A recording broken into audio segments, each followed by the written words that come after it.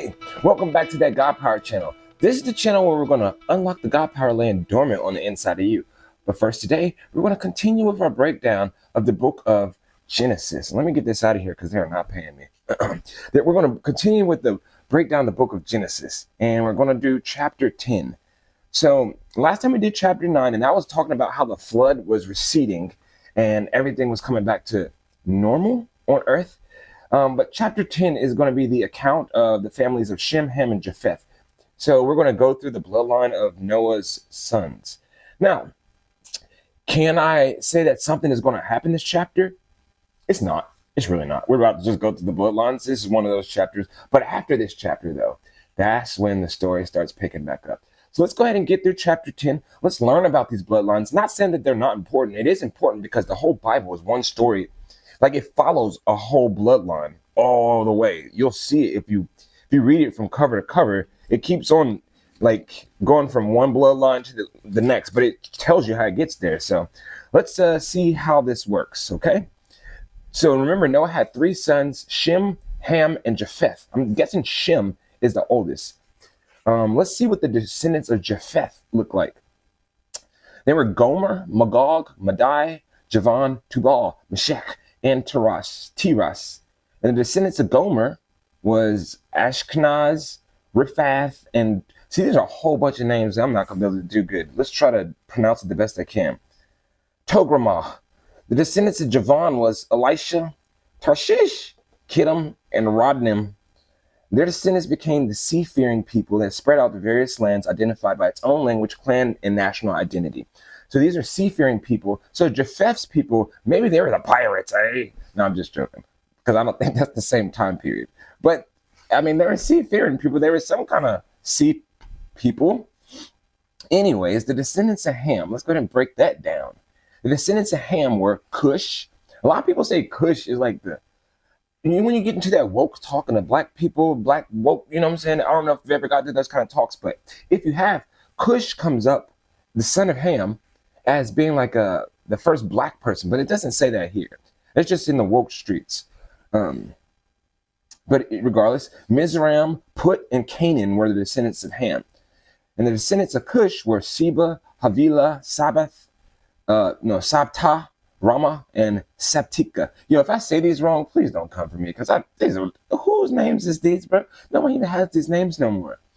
The descendants of Rama were Sheba and Dedan. Cush was also the ancestor of Nimrod, who was the first heroic warrior on the earth. Who is this Nimrod fella? They don't say, well, I can't say that. I feel like he comes up, but I want to find out more about this Nimrod. Is he the same Nimrod that we're about to read about later? But he's the first heroic warrior on earth. What did he do to get that heroic title? Like, who did he save? What did he? Yeah, I need to know this. I'm going to look that up after this. He was the greatest hunter in the world. His name became proverbial. People would say, this man is like Nimrod, the greatest hunter in the world. He built his kingdom in the land of Babylonia, with the cities Babylon, Erech, Akkad, and Calneh. From there, he expanded his territory to Assyria, building the cities of Nineveh, Rehoboth, Calah, and Rezin, the great city located between Nineveh and Calah. But this dude's a great hunter, right? So he's hunted. How do you be a great hunter? Maybe he was hunting mammoths or something like that, or saber-toothed tigers or whatever it was back then, because remember, it was just after the floods, and this is just when animals and people are starting to repopulate the earth. Anyways, Mizraim was the ancestor of the Ludites, the Anamites, Lahabites, Naphthalites, Pathrites, Catholites. Man, I'm not even saying this. I'm not even saying this stuff right no more, bro. I'm not saying it right. How about that? Whom the Philistines came from. So basically, Mizraim's connected to the Philistines and all those ites that I just named. Canaan's oldest son was Sidon, the ancestor of the Sidonians. Canaan was also the ancestor of the Hittites, Jebusites, Amorites, Girgashites, Hivites, Archites, Sinites, Arvadites, Zemarites, and Hamathites.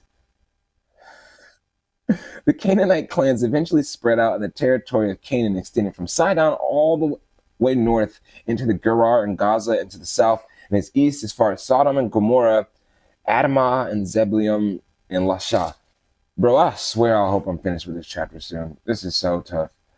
These are the descendants of Ham identified by language, clan, territory, and national identity. Now, the last son that we got to go through is Shem. And these are the descendants of Shem. Sons were also born to Shem, the older brother of Japheth.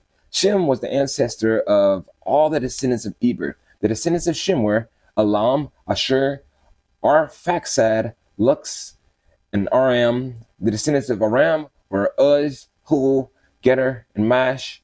Arphaxad was the father of Shelah. Shelah was the father of Eber. Eber had two sons. The first one was Peleg, which means the division. For during his lifetime, the people of the world were divided into different languages. And his brother's name was Joktan. Joktan was the ancestor of Almadad, Shelef, Hazmaroth, Jifra, blah, blah. It doesn't say blah, blah. I just don't feel like reading some of this, dog. You got to literally sound it out like you're back in first grade. Hadaram, Uzal, Diklah, Obal, Emerald, Sheba, Ophir, Havilah, and Joab. All these were descendants of Joktan. The territory they occupied extended from Misha all the way to Sephar in the eastern mountains.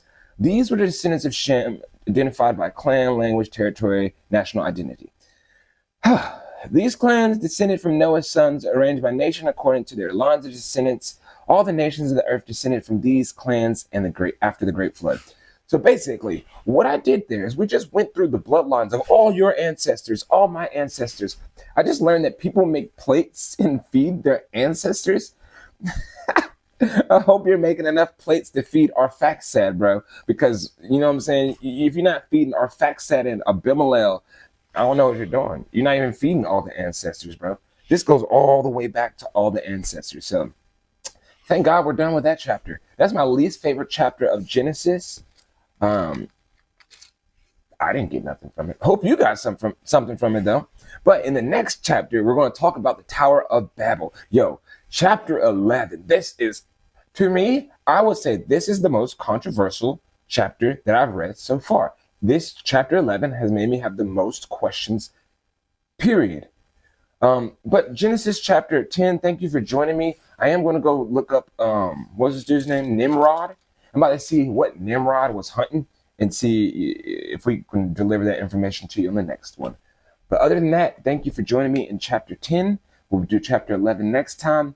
Always keep a good heart, keep a good mind, and remember that you got that God power. On your heart, tugging on your... Get them.